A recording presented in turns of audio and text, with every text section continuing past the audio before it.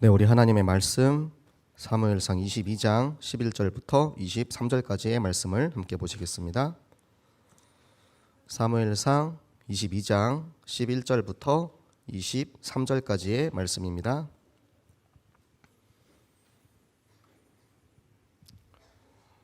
사무엘상 22장 11절부터 23절까지의 말씀을 한 목소리로 함께 합독하시겠습니다. 왕이 사람을 보내어 아이두베의 아들 제사장 아히멜렉과 그의 아버지의 온 집 곧 노베에 있는 제사장들을 부르매 그들이 다 왕께 이른지라. 사울이 이르되 너 아히두베의 아들아 들으라. 대답하되 내 주여 내가 여기 있나이다. 사울이 그에게 이르되 내가 어찌하여 이새의 아들과 공모하여 나를 대적하여 그에게 떡과 칼을 주고 그를 위하여 하나님께 물어서 그에게 오늘이라도 매복하였다가 나를 치게 하려 하였느냐 하니, 아히멜렉이 왕에게 대답하되 왕의 모든 신하 중에 다윗같이 충실한 자가 누구인지요? 그는 왕의 사위도 되고 왕의 호위대장도 되고 왕실에서 존귀한 자가 아니니이까. 내가 그를 위하여 하나님께 물은 것이 오늘이 처음이니이까 결단코 아니니이다. 원하건대 왕은 종과 종의 아비의 온 집에 아무것도 돌리지 마옵소서. 왕의 종은 이 모든 크고 작은 일에 관하여 아는 것이 없나이다 하니라. 왕이 이르되 아히멜렉아 내가 반드시 죽을 것이요 너와 내 아비의 온 집도 그러하리라 하고, 왕이 좌우의 호위병에게 이르되 돌아가서 여호와의 제사장들을 죽이라. 그들도 다윗과 합력하였고 또 그들이 다윗이 도망한 것을 알고도 내게 알리지 아니하였음이니라 하나, 왕의 신하들이 손을 들어 여호와의 제사장들 죽이기를 싫어한지라. 왕이 도액에게 이르되 너는 돌아가서 제사장들을 죽이라 하매, 에돔 사람 도액이 돌아가서 제사장들을 쳐서 그 날에 세마포 에봇 입은 자 85명을 죽였고, 제사장들의 성읍 노베 남녀와 아이들과 젖 먹는 자들과 소와 나귀와 양을 칼로 쳤더라. 아히두베의 아들 아히멜렉의 아들 중 하나가 피하였으니 그의 이름은 아비아달이라. 그가 도망하여 다윗에게로 가서 사울이 여호와의 제사장들 죽인 일을 다윗에게 알림해, 다윗이 아비아달에게 이르되 그 날에 에돔 사람 도액이 거기 있기로 그가 반드시 사울에게 말할 줄 내가 알았노라. 내 아버지 집의 모든 사람 죽은 것은 나의 탓이로다. 두려워하지 말고 내게 있으라. 내 생명을 찾는 자가 내 생명도 찾는 자니 내가 나와 함께 있으면 안전하리라 하니라. 아멘. 네, 무고한 희생을 막는 길, 강단에서 이 말씀을 받고 또 한 주간 말씀 따라서 어떤 것이 무고한 희생인지, 어떻게 이 희생을 막아야 하는지 우리가 말씀 따라 하루하루 또 이렇게 수요일까지 살아왔습니다. 여러분은 여러분 현장에서 어떠한 무고한 희생을 보신 것이 있습니까? 말씀을 받고 나면 반드시 현장에서 이 말씀 성취되는 것을 하나님께서 보여주시거든요. 그렇다면 나의 현장에 어떠한 무고한 일이 있었나? 네, 저는 오늘 새벽에 축구를 보면서 정말 피땀 흘려 뛴 우리 선수들이 너무 무고한 선수들이 아닌가라는 생각을 했거든요. 지금 전 세계에서 알아주는 최고의 선수들을 모아놨는데 감독의 무책임한 전술로 인해서 그 선수들이 최악의 경기력을 펼치고 경기에서 진 거예요. 제가 너무 화가 나 있었어요. 그래서 아침에 일어나가지고 너무 화가 나 있는데 우리 사모님이 와가지고 그러더라고요. 그거 다 하나님의 주권이야. 제가 할 말이 없었습니다. 아니 축구를 감독이 못해서 졌다. 나는 그걸 이제 전술적으로 이제 설명을 해주고 있는데 난 그건 모르겠고 결국 어차피 하나님의 주권이다. 그래서 그렇게 얘기하면은 답을 그렇잖아요. 하나님의 모든 일이 다 하나님의 주권이니까 보면서 이 경기를 본 내가 무고한 희생자가 아닌가. 이 새벽에 온 국민의 응원과 진짜 그 모든 선수들의 피와 땀과 노력이 너무 허무하게 끝이 난 것 같아서 사실은 너무 많이 안타까웠고요. 하나님의 주권이라는 얘기를 해서 제가 그래서 한 번 더 생각을 해봤어요. 하나님의 주권이다 라고 이야기를 했을 때 그럼 하나님의 계획이 있어야 되잖아요. 모든 일에도 저는 그렇게 생각하거든요. 우리가 하나님의 주권이다라고 이야기를 하고 거기서 그냥 하나님의 주권이니까 끝이야 이게 아니고, 그러면 하나님께서 이 일을 통해서 무엇을 하기를 원하시느냐, 이 부분을 우리가 발견할 수 있어야 되잖아요. 저는 이번 일을 통해서 대한민국 국가대표 팀이 더욱더 좀 발전할 수 있는 그런 계기가 되었으면 하고, 진짜 제대로 된 감독을 찾아서 제대로 된 전술을 가지고 다음 월드컵 때는 더 좋은 이제 팀을 만들어서 나왔으면 하는, 정말 축구의 진심인, 이제 요즘은 축진남이라고 부르거든요. 축구의 진심인 남자라고. 네, 제가 0시에 우리 애들 데리고 축구 보면 애들 졸지 않을까? 애들 치킨을 먹여도 되나? 전 미리 그 걱정을 할 수 있었고 미리부터 이제 결승전 올라가면 어떻게 해야 되지 이거 고민하고 있었는데, 네, 정말 생각하지도 못하게 요르단한테 2대0으로 질 거라고 정말 상상도 못했고요. 아마 하나님께서 우리 랩런트들 새벽에 축구 보지 말라고, 네, 절대 주권으로 지게 하신 것 같습니다. 네, 다음부터는 결승전이 주일날 잡히지 않도록, 네, 그래서 우리가 또 한마음 한뜻이 되어서, 지난번에 같이 경기 봤을 때 너무 다들 행복해했거든요. 이겼잖아요. 다 같이 모여서 이기면 행복합니다. 근데 지면은 이게 열불이 올라와가지고 다음날 주일 예배 혹시 지장이 있을까봐, 결승전에서 지면 더 덜 받으니까, 네, 이제 축구에선 이제 우리가 여기서 이제 떠나서 이제는 우리가 마땅히 지켜야 할 우리 유다 땅, 우리 마땅히 우리가 있어야 할 우리의 현장, 살려야 하는 땅으로 다시 한번 집중하는 시간을, 네, 가지면 좋을 것 같습니다. 자, 무고에 대해서 제가 이 단어의 뜻을 계속 생각을 했어요. 그러니까 무고하다라는 것은 사실 내가 잘못하지 않았는데, 나의 잘못이 아닌데 내가 죽게 되면 무고한 희생이다 라고 표현을 하죠. 우리 오늘 본문 말씀에도 보면은 저 아히멜렉과 제사장들, 그 가문은 자기 자신이 잘못한 것이 없었어요. 그러니까 내 자신이 지금 현재 제사장으로서 임무를 소홀히 했다던가, 아니면은 뭐 범죄자를 내가 진짜 저 대적인 다윗을 도와서 왕께 반역을 하겠다라는 그런 마음으로 떡을 주고 무기를 줬다, 이런 문제가 아니고, 나의 잘못과 나의 죄가 아닌 저 사울 왕에 의해서 결국에는 죽임을 당했기 때문에 그 희생을 우리는 무고한 희생이라고 이야기를 합니다. 그러면 이 무고한 희생이 정말로 무고한 희생이었는가라는 거예요. 저 아히멜렉과 저 제사장들에게 있어서 그들이 정말 죄인이 아니었냐라는, 그것이 이제 문제가 되는 것입니다. 자, 로마서 3장 23절에 보면 모든 사람이 죄를 범하였음에, 모든 사람이 죄를 범하였다라고 합니다. 여러분, 제가 예전에 복음 전하다가 한 친구를 만났어요. 근데 그 친구가 선교사님 아들이었어요. 선교사님 아들이었는데 제가 그때 이제 구원의 길을 딱 전했습니다. 구원의 길을 전하면서 물어봤어요.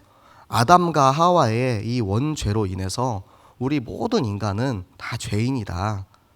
그래서 우리는 다 죄인인데 너는 그러면은 너가 죄인이라는 사실이 인정이 되냐라고 물어봤어요. 그런데 그 친구가 그러는 거예요. 나는 태어나서 단 한 번도 죄를 저지른 적이 없다. 되게 당당하게 이야기하는 거예요. 그런데 더한 것은 그 옆에 있는 엄마도 이제 선교사님이거든요. 맞아요. 우리 아들은 한 번도 죄를 지은 적이 없어요. 이러는 거예요. 이게 무슨 가정교육이지? 네. 뭐 정말 애가 너무 착해요. 뭐 착하고 그럴 수 있죠. 그런데 이 근본적인 문제에 대해서, 원죄에 대해서 정말 많은 사람들이 모르고 있구나. 내가 지은 죄, 자범죄, 내가 직접 지은 죄가 있어야만 죄인이라는 그 사실은 정말 1차원적인 생각이에요. 우리가 영적인 세계를 모르는 사람들은 그렇게 생각할 수 있는 거예요. 하지만 모든 인간이 창세 전부터 이루어진 하나님의 계획에 따라서 지금 저 아담과 하와가 저 사단에게 속아서 죄를 짓고 하나님을 떠난 그 모든 영적 상태에 빠져 있다라는 것. 그렇기 때문에 우리는, 여기 있는 우리 모두는 다 죄인의 신분을 가지고 있는 것입니다. 바로 이 원죄로부터 우리는 아무도 자유할 수 없는 거예요. 사단에게 속아서 죄를 짓고 지옥에 가게 되는 이 원죄로부터 우리 모든 인류는, 모든 사람은 자유할 수가 없습니다. 그 문제를 해결하기 위해서 모든 문제의 해결자이신 예수 그리스도께서 선지자, 제사장, 왕으로 오셔서 우리의 모든 사단의 머리를 깨트리는 하나님의 참 왕, 모든 죄를 대신 짊어지고 돌아가신 제사장, 모든 지옥 가는 하나님 떠난 그 길을 연결해 주시는, 하나님께 돌아가도록 해주시는 선지자, 제사장, 왕 대신 그리스도로 인하여서 우리는 이 모든 죄에서 자유함을 얻을 수 있는 것입니다. 그러면 다시 한번 여쭤볼게요. 무고함이 잘못했다, 잘못하지 않았다의 문제입니까? 내가 잘못하지 않은 것이 무고한 희생이라고 하면은 사실은 모든 인류는 다 무고하지 않습니다. 그런데 제가 이 무고함에 대해서 하나 더 이야기하고 싶은 것은 알지 못하는 것을 무고함이라고 이야기하고 싶어요. 이 사실을, 이 영적인 사실을 한 번도 알지 못하고 들어보지 못하고 죽는 사람들은 무고한 사람입니다. 이 복음을 들을 기회가 없었어요. 한 번도 이 복음, 이 그리스도를 들어볼 기회가 없이, 그리고 나서 이 원죄를 품고 죽으면 지옥에 가야만 하는 그 운명 속에 빠져 있는 자들은 정말 무고한 희생이라고 할 수 있지 않겠습니까? 그래서 무고한 희생을 막기 위해서는 이것을 들어보지 못하고 알지 못한 상태로 죽는 자가 없도록 하는 것, 그것이 이 천국 복음이 저 땅끝까지 전달된 후에 그리스도께서 다시 오시겠다고 약속하신 이유인 것입니다. 저 땅끝에 한 번도 복음을 들어보지 못하고 죽어가는 사람들이 너무나도 많이 있기 때문에 예수 그리스도께서는 그들에게 기회를 주시는 거예요. 그들도 이 복음을 한 번이라도 들어보고 나서 내가 이 복음을 영접하거나 영접하지 않거나 나의 자유의지로 내가 생명이나 내가 저주와 지옥 가운데 있을 것인지 스스로 선택할 수 있는 그 자유의지의 권한을 주는 것, 그것이 하나님의 뜻이고 하나님의 사랑하심의 그 계획이 여기에 담겨 있는 것입니다. 그래서 우리의 의무는 무엇이냐면, 내게 주신 이 생명을, 내게 주신 이 복음을, 내 안에 있는 예수 그리스도를 내 주변에, 내 가족, 내 이웃, 내 친구, 나의 학교, 나의 직장, 나의 현장에 한 번도 들어보지 못한 사람들이 없도록 하는 것이 바로 우리에게 하나님이 주시는 의무인 것입니다. 그 일을 위해서 우리를 먼저 구원하신 거예요. 우리에게 값없이 주신 복음이잖아요. 여러분, 라면 가게에서 신제품이 나오면 판촉 행사를 합니다. 신제품이 나왔으니까 공짜로 막 뿌려요. 한번 먹어보라고. 그리고 이걸 먹고 맛있으면은 또 주변에 있는 사람들에게 입소문을 내달라고 하는 거죠. 뭐 인플루언서나 유튜버들이나 연예인들한테는 오히려 돈을 주고 광고를 시키죠. 그래서 그것이 이제 먹어보니까 너무 좋아, 너무 맛있어. 그러면 내가 먹어본 것을 다른 사람에게도 내가 알려야겠다, 전달해야겠다. 우리는 값없이 복음을 받았어요. 우리는 그 복음을 내 안에 영접하고 하나님께서 생명을 주신 사람입니다. 그 생명의 가치가 얼마나 고귀한지 알고 있다면 그것을 내가 전달하지 않고 내 속에만 꽁꽁 싸매고 있는 것은 바로 모압 땅에 있는 것과 마찬가지입니다. 우리는 이 모압 땅에서 벗어나서 유다 땅으로 넘어가야 합니다. 모압은 아주 안전한 곳이죠. 요새입니다. 이 요새에서는 사울 왕도 다윗을 죽이려고 오질 못합니다. 다른 나라이기 때문에 이 모압에 있는 다윗 한 명만 빼갈 수 없어요. 그러면 저 모압이라는 나라와 전쟁을 각오하고 들어와야 되기 때문에 사울의 입장도 내가 저 다윗을 죽이기 위해서 모압까지 쳐들어갈 수 없는 거예요.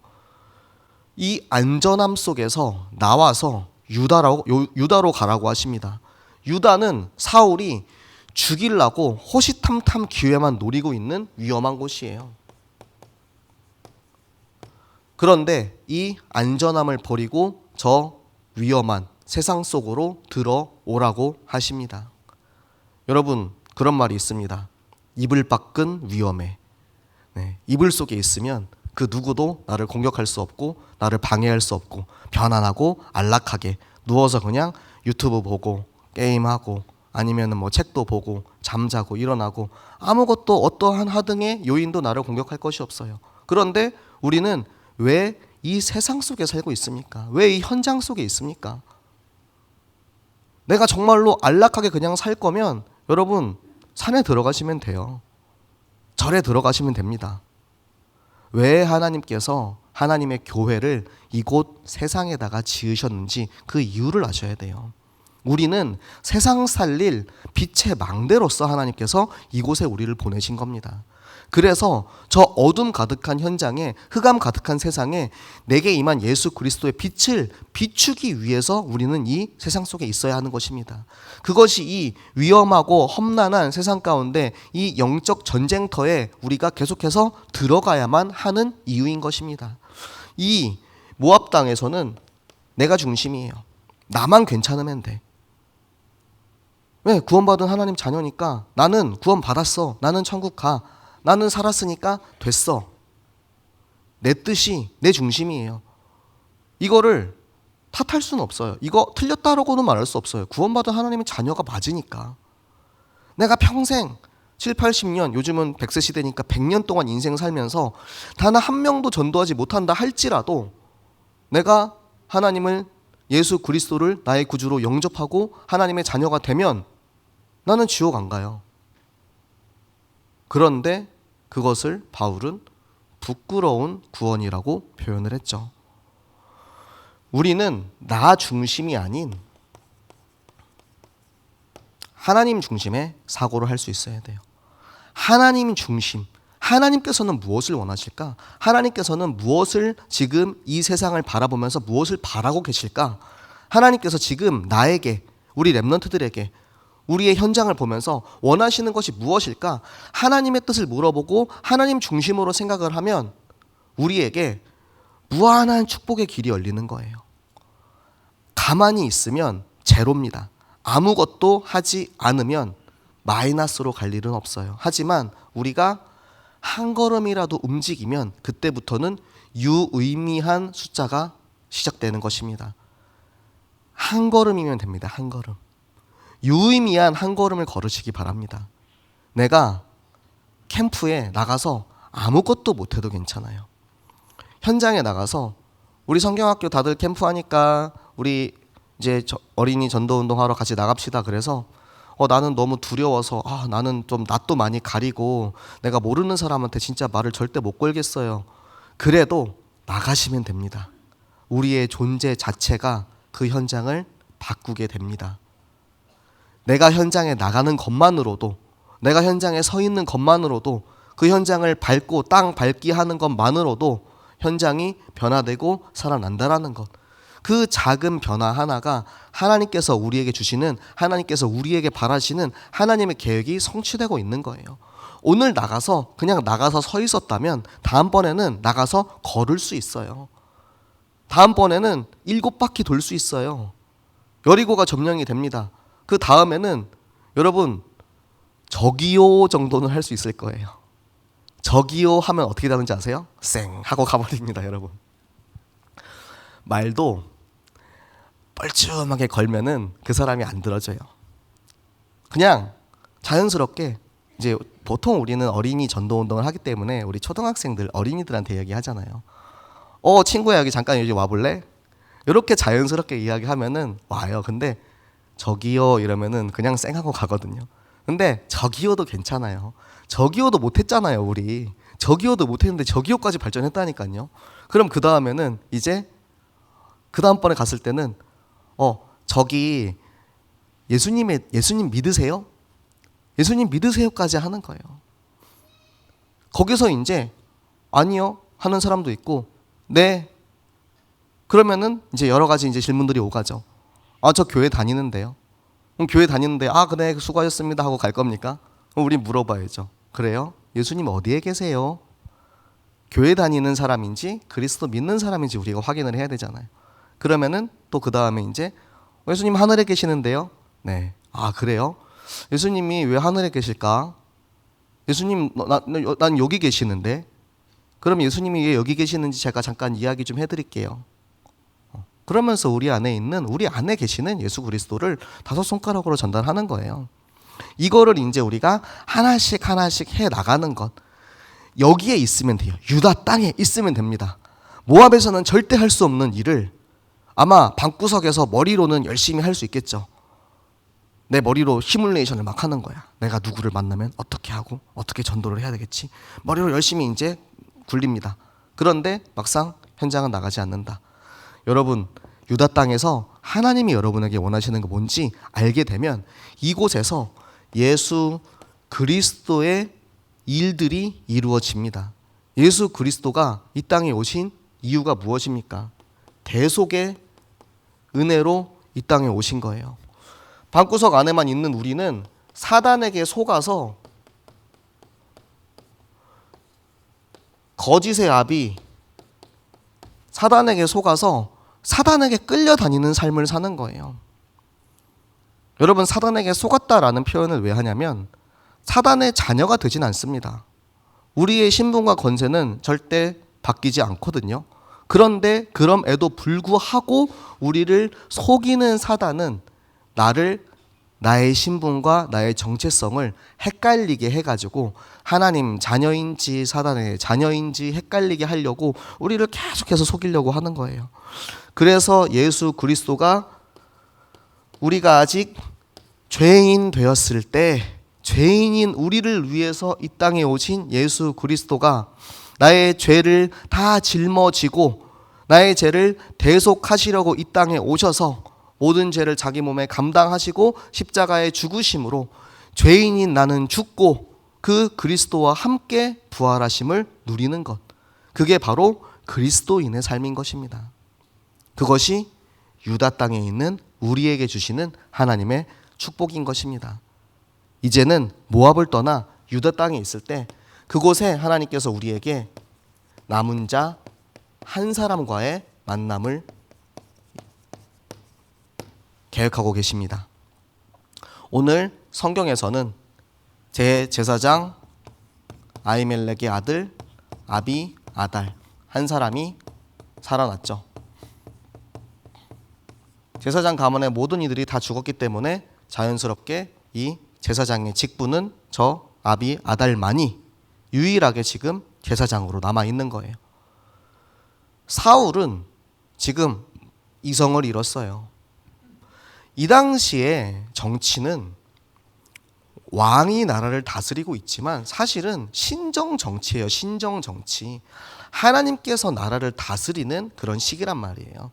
하나님께서 제사장을 통해서 사무엘을 통해서 선지자를 통해서 하나님의 말씀을 전하시고 그 말씀으로 나라를 인도해 가시는 그 나라를 다스리는데 지금 사울은 그 근본을 다 무시하고 있는 거예요. 그러니까 제사장을 죽이라는 말을 그렇게 할 수 있는 거죠. 물론 그 죽음의 이제 모든 근본적인 원인은 그 가문의 저주가 있었습니다. 저 엘리와 그의 두 아들 홈니와 비느하스로 인하여서 그 가문의 저 조상들의 죄로 인해서 이미 이 아히멜렉의 가문은 다 죽게 되었어요. 다 죽게 되어 있었습니다. 그 가문의 저주로 인해서 다 죽게 되어 있었기 때문에 이들이 죽는 것은 말씀이 성취된 죽음이에요. 말씀이 성취된 죽음. 물론 안타깝죠. 그 제사장들이 무엇을 잘못했다고. 하지만 저 엘리와 홈니와 비느하스의 그 가문에서 저지른 그 죄악은 반드시 그 죄값을 치러야 했기 때문에 여러분, 지금 우리가 살고 있는 이 시대는 예수 그리스도께서 이 모든 문제를 다 짊어지고 돌아가셨기 때문에 우리는 이 죄의 저주를 끊을 수 있습니다. 그런데 예수 그리스도로 이 저주를 끊지 못하면 우리 또한 마찬가지로 조상의 가문의 이 피의 저주를 계속해서 안고 사는 거예요. 여러분, 그런 얘기 많이 들으셨죠? 아버지가 암이면 아들도 암이고, 아버지가 알코올 중독이면 아들도 알코올 중독이고, 그쵸? 피의 유전으로 흘러오는데 그게 과학적으로도 증명이 되어 있어요. 하지만 그 과학적으로 내려오고 있는 그 피의 유전자에 흘러내려오고 있는 이 저주를 그러면 우리는 언제까지 우리의 후대에게 물려줄 것이냐 이거예요. 만약에 여러분 제가 당뇨라서 내 아들도 나처럼 당뇨에 걸려야 된다. 그거를 줘야 되겠습니까? 나에 대해서 끊어야죠. 나처럼 젊은 나이에 그렇게 해요. 피자 치킨도 마음껏 못 먹고 얼마나 불쌍합니까?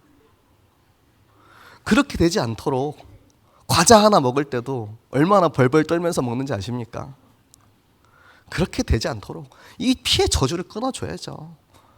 이것은 그리스도께서 이미 십자가에서 죽으심으로써 다 해결된 문제라는 거예요. 그걸 우리가 가지고 있어야 된다는 거예요. 그렇지 않으면 어떻게 되냐면 아빠의 저주와 엄마의 저주가 다 나한테 와요. 그리고 내 저주와 우리 와이프의 저주가 또 내 자식에게 갑니다. 그러니까 저주와 저주가 모아져서 점점 더 최급한 왕 저주가 탄생을 하는 것입니다.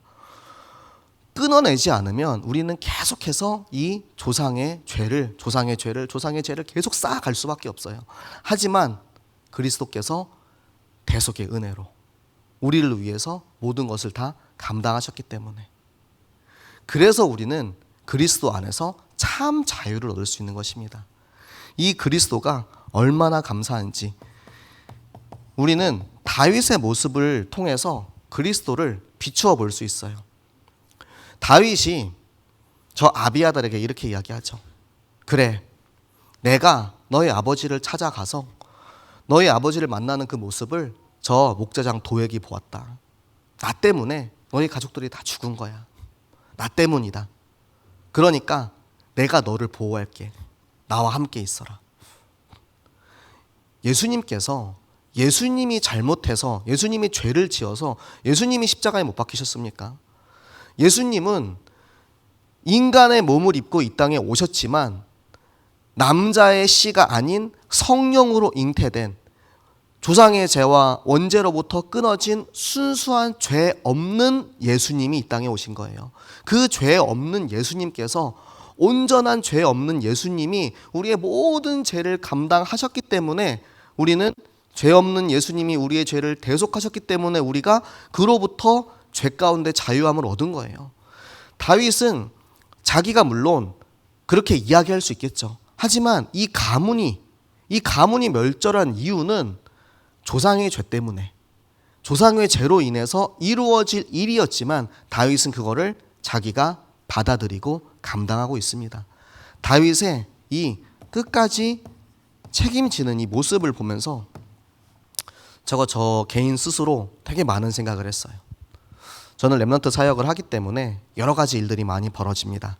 렘넌트들이 이제 정말 저렇게 말도 안 듣고 저렇게 막 막무가내로 저렇게 하는 저런 렘넌트들이 있을까? 이런 경우들도 많이 봐요. 그리고 때로는 전화도 받습니다. 우리 애를 교회에 보내놨는데 왜 애가 이렇게 말을 안 듣냐? 제가 뭐라고 대답해야 됩니까? 제가 거기서 그거는 가정교육의 문제입니다 이래야 합니까? 우리가 렘넌트들을, 아이들을 교회에 보내놓고 부모님들이 기대하시는 것이 있죠. 우리 아이들이 엄마 아빠의 말을 듣고 완전한 변화가 일어나기 쉽지 않기 때문에 교회에 있으면 아이들이 좀 변화되지 않을까, 살아나지 않을까 기대하는 마음을 제가 너무나 잘 알고 있습니다. 그렇기 때문에 제가 조금 더 기도하겠습니다 이렇게 이야기는 하지만 제가 이 다윗의 모습을 보면서 깊게 동감했던 것 같아요. 내 책임이구나. 내 책임이기 때문에 우리의 렘넌트들이, 내가 맡은 구역이, 청년회가, 중고등부가 지금 그 안에 있는 문제와 어려움 가운데 있는 사람들은 전부 다 내가 책임져야 되는구나. 그게 다윗이 끝까지 저 한 영혼을 끝까지 포기하지 않고 책임지었을 때 어떠한 역사가 일어나는지, 저 역사에 지금 저 다윗과 아비아달의 만남을 통하여서 이 영적인 바톤이 넘어가고 있는 거예요. 영권이 사울에게서 다윗에게로 넘어가고 있는 과정 속에 있는 것입니다. 나에게 맡겨진 한 영혼, 여러분 현장에, 여러분 구역에, 여러분 가정에, 여러분 성경학교에 그 한 영혼을 여러분들 보실 때 그 애타는 마음, 끝까지 책임지는 마음, 내가 책임지고 이 영혼을 살려야 된다.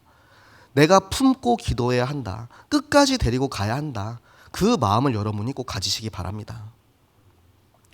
제가 이 부분을 잘 못해서 그냥 이렇게 보낸 그런 랩런트들이 좀 많은 것 같아요. 그래서 우리 랩런트들이 이제 중고등부를 졸업하고 대학부에 올라가고 청년부에 올라가고 또 이렇게 하나씩 이렇게 올라가서 또 남전도에도 올라가고 하면서 그 모습을 볼 때 영적인 부채감이 있어요. 아, 랩런트 시절에 내가 잘 말씀을 전달하지 못해서 이 아이들이 아직도 말씀 체질이 되지 못하였구나. 저는 그런 영적 부채감이 항상 있습니다. 그 아이들을 볼 때마다. 그래서 계속해서 기도하자. 끝까지 포기하지 말자. 하나님의 시간표가 언제 올지 모르더라고요. 한 친구는 전혀 이 중고등부 때 맨날 잠수 타고 맨날 말도 잘 안 들었어요. 그런데 군대 갔다 오더니 얘가 사람이 바뀌어서 왔네. 이게 무슨 노릇이지? 그냥 한 거라곤 제가 이제 그 친구랑 짝지 우리 선생님 딱 맺어주고 선생님 이 친구 좀 잘 기도해 주세요 하고 그렇게 하고 그냥 맡겨놨을 뿐인데 그리고는 군대 갔다 와서 변화되는 그 모습을 보면서 랩런트의 시간표가 하나님의 말씀이 성취되는 시간표가 누구에게나 반드시 온다라는 거예요. 그러면은 그때가 올 때까지 그냥 내비두는 게 아니고 끝까지 기도로 품고 말씀으로 갈 수 있도록 그 말씀을 가지고 우리가 품고 가야 된다라는 거. 그게 다윗의 마음이요 다윗이 우리를 위해서 보여준 모델적인 응답인 것입니다. 여러분 구역에도 혹은 여러분 가정에도 이렇게 잘 안 되는 사람들이 많이 있을 거예요. 그렇다 할지라도 우리가 해야 할 것이 무엇이냐? 끝까지 한 영혼, 저 한 영혼을 위해서 자기 목숨 버리신 예수 그리스도의 사랑의 마음으로 우리는 끝까지 품고 가는 것입니다. 그게 예수님의 마음이고 다윗의 마음이고 우리 모든 전도자의 마음인 줄로 믿습니다. 자, 그래서 우리는 목양기획위원회라는 교회의 뼈대가 있습니다. 목양기획위원회 안에 예배국이 있고요, 교구국이 있고 또 그리고 남녀 전도회와 부제국, 주방봉사, 그리고 로뎀나무 카페도 있고요. 꽃꽂이 조경 팀이 있습니다. 이 교회에 지금 뼈대를 이렇게 이루어 가고 있는데요. 중요한 게 뭐냐면 이 전체 모든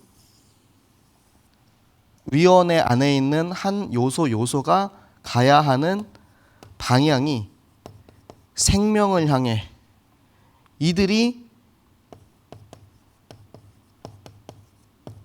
캠프하고 있다라는 거예요. 예배도 캠프입니다.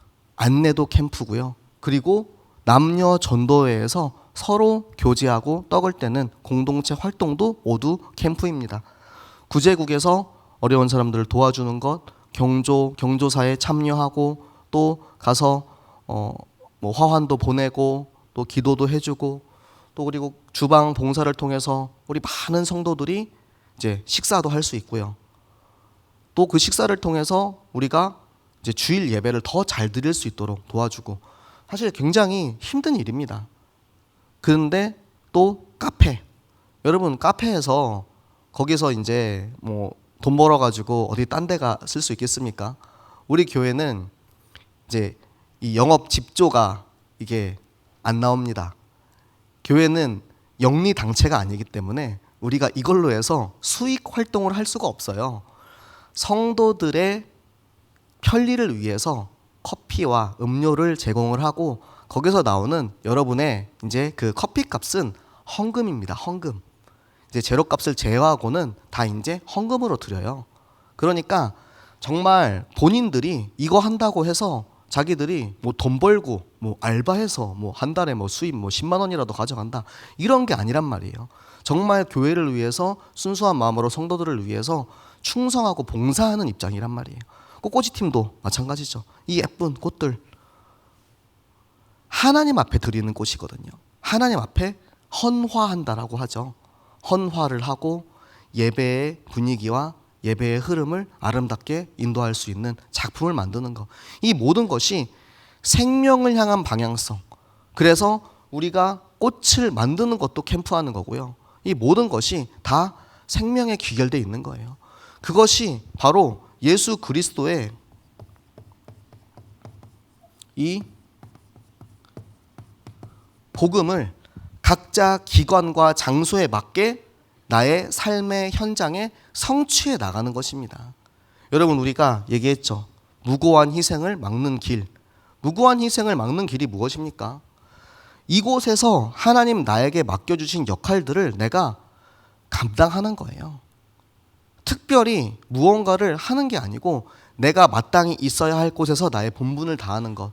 그리고 나의 성경학교 현장에서 내가 마땅히 해야 할 일들을 감당하는 것. 그것이 무고한 희생을 막는 최고의 방법인 것입니다. 여러분은 성경학교에서 무엇을 맡고 계십니까? 제가 이제 우리 교구장님들에게 이 성경학교 각 구역별로 뭐 사역자 그리고 뭐 학교장 또 누가 찬양하고 누가 말씀 전하는지 어디서 예배 드리는지 이거 이제 좀 조사해 주세요라고 말씀을 드렸어요. 근데 많은 이제 구역장님들께서 답장이 없다 이렇게 말씀을 하시더라고요. 네, 아마 지금 준비 중인 구역들도 많이 있을 건데요. 여러분, 나는 우리 구역에서 하는 성경학교 때 나는 무엇을 하는지 여러분 한번 돌아보시기 바랍니다. 나의 역할은 무엇인가? 이 무고한 희생을 막기 위해서 나는 무엇을 해야 하는가? 그래서 우리가 절대적으로 갖춰야 할 이 뼈대가 있어요. 우리는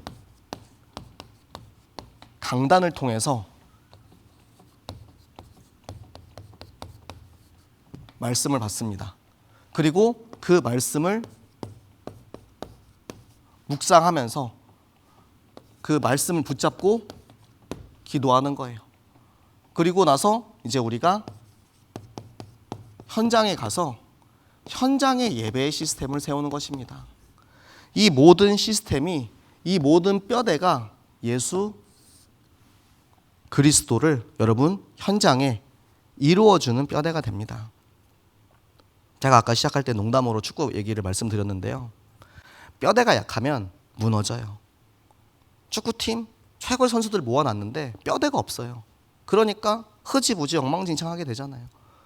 교회에 최고의 권사님, 최고의 장로님, 최고의 사역자, 최고의 전도자 다 모아놨는데 뼈대가 없어요. 그러면 다 무너집니다. 이 시스템은 흐지부지하게 돼요. 그래서 우리는 정확한 뼈대를 세워가야 돼요. 그래서 교회의 뼈대인 목양기획위원회가 너무나도 중요합니다. 이 모든 시스템, 예배가 안 되면 아무것도 안 돼요. 교구에서 한 영혼 한 영혼을 정말 섬세하게 살피고 챙기고 신앙생활 할 수 있도록 도와주는 역할, 그 역할 하나하나가 요즘 사람들은 교회에 친한 사람 없으면 교회 나오기 싫어하죠. 여러분, 전도회의 역할이 너무나도 중요합니다. 교회는 당연히 생명이지, 말씀이지, 전도지 하는데 때로는 누군가와의 교제를 통해서 하나님의 말씀을 내가 받는 사람이 있어요. 교제가 제대로 이루어지지 않으면 나는 말씀을 받았는데 그 내 말씀으로 이제 소화가 안 되는 거예요. 그래서 남녀 전도의 모임이 너무나도 중요합니다. 남녀 전도의 모임을 여러분들 어떻게 하고 계시는지 한번 잘 돌아보시기 바랍니다.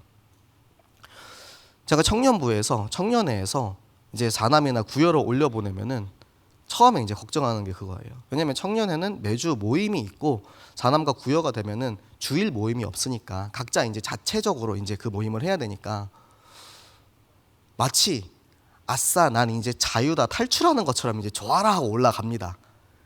주일날 예배 드리는 게 너무 힘든가 봐요. 청년들이 주일날 모이는 게 너무 이제 힘든가 봐요. 그래서 아싸 자유다 하고 올라가요. 그럼 그 올라간 사람들을 사남과 구여에서는 어떻게 책임지고 계십니까?